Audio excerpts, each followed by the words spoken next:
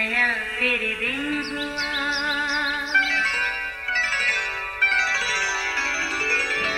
नया फिर दिन हुआ, पुरानी रात का करे सो शुक्र हम खुदा की जात का, खुदा की जात का नया फिर दिन हुआ।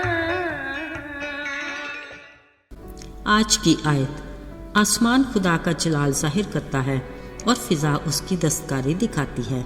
ज़बूर 19 पहली आयत। अजीज़ो, खुदावन ने हर एक शय ख़ास मकसद के लिए बनाई। इन अल्फाज में मुसलमा हकीकत है और एक वसी मफ़हूम पिन्हा है, मगर इसको अच्छे से समझने के लिए हमें कायनात की तख्लीक के इब्तदाई मराहल की तरफ जाना पड़ेगा। ज़रा याद करें, इब्तदा में क्या था?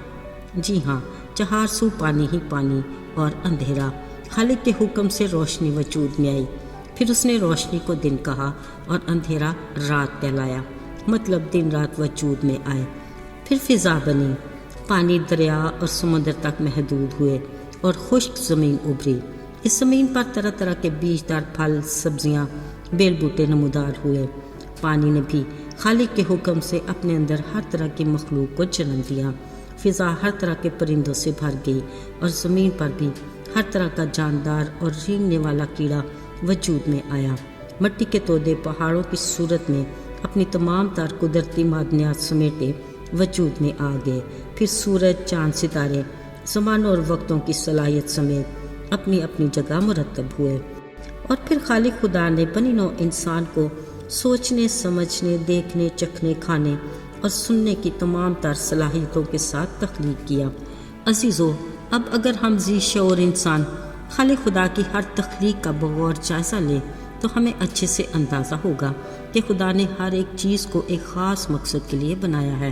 ये सब कुछ खुदा के लिए है, उसी की तरफ से है और उसी की कुदरत से ज़िंदा रहती है और उसी के जलाल के लिए भी है।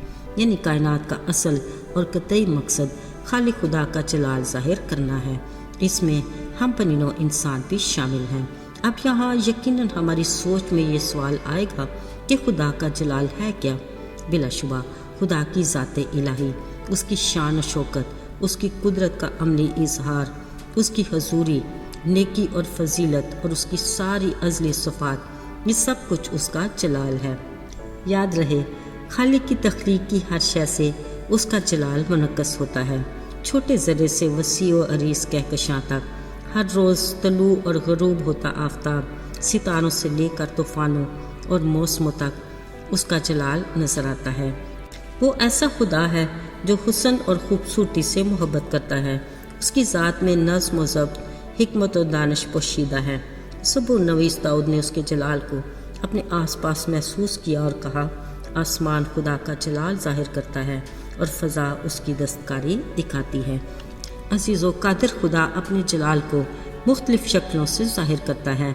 हुरब के पहाड़ पर जलती झाड़ी में, कोहे सीना पर अबर की सूरत में, बनी इसराइल पर बियाबान में सफ़र के दौरान दिन को बादल के सतून और रात को आग के सतून की सूरत में, बादल की गरज और चमकदार रोशनी की सूरत में।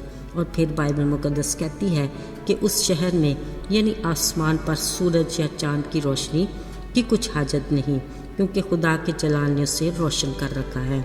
याद रहे, खुदा के कलाम की रहनुमाई में यह तो साबित हुआ कि उसकी तख्लीक की हर शय अपने खालिक के नाम को जलाल देती है।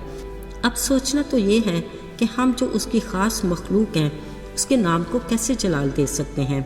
अजीज़ों, अगरचे हम उसके जलाल में किसी भी किस्म का इजाफा तो नहीं कर सकते, मगर हम उसके जलाल को पहचान तो सकते हैं ना।